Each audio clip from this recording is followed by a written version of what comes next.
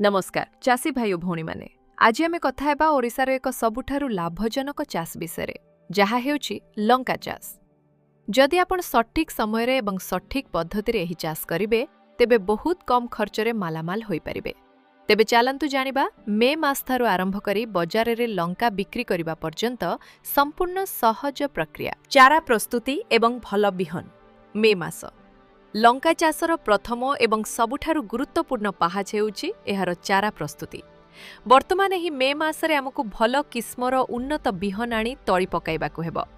अधिक अमल पई आपण VNR कंपनीर 619 किंबा सिंजेंटा कंपनीर उन्नत बिहन व्यवहार करि पारिबे।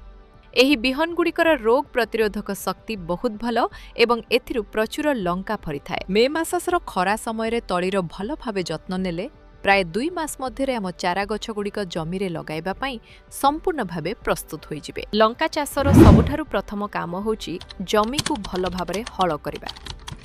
जमी को भल भाबरे जोति सारिबा परे सेथरे कपर चलाई माटीर बड़ बड़ ढेलाकू गुंड करि दियंतु। माटी गुंड हेबा परे धारी प्रस्तुतिर पाळी।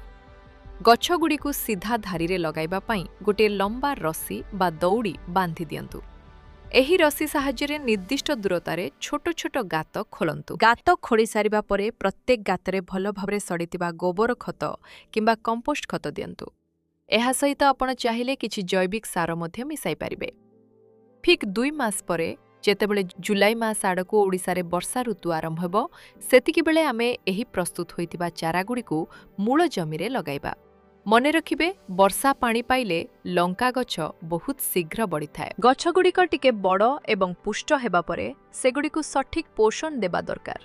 एथिपाई गछ मूलरे भल भाबे गोबर खत एवं रासायनिक सार देई माटी को ऊपर को टेकी हुड़ा देबाकू पड़िबो।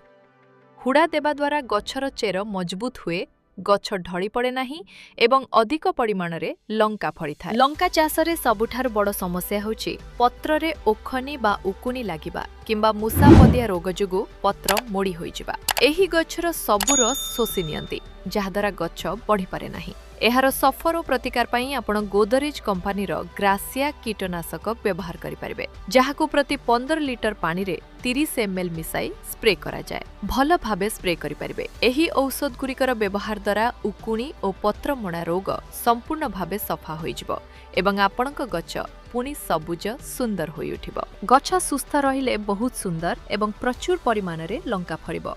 शेषरे सेही सतेज लंका को तोड़ी बजार को नहीं भल दर रे बिक्री करी आपण चमत्कार लाभ पाई परिबे। तेबे मोर चासी भाई और भौणी माने आजिर एही लंका चाषर भिडियोटी आपणकू केमिति लागिला कमेंट करी निश्चय जणांतु। जदि भिडियोटी भल लागि थाए तेबे एहाकू लाइक एवं शेयर करंतु। आउ आम चैनल ओडिशा चासी को सब्सक्राइब करबाकू जमारू भूलंतु नाही, जहा द्वारा आगकू मध्य आपण एमिति चाष विषय रे नुआ नुआ तथ्य पाई परिबे।